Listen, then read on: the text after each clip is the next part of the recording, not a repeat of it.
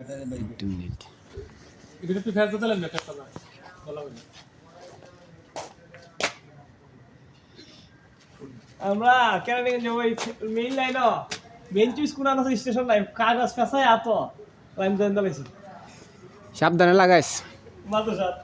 তোর তাই সব কি করব ভাই না এছরা কথা শুনছে কি এন্ড ডাক দিলে পরে লাগে গেলে কেমন সিলিং মারো লাগলে সিলি দিলি সমস্যা নাই এটা তো বিল তো এটা বিলেক মারবে কোন আমরা বিলেক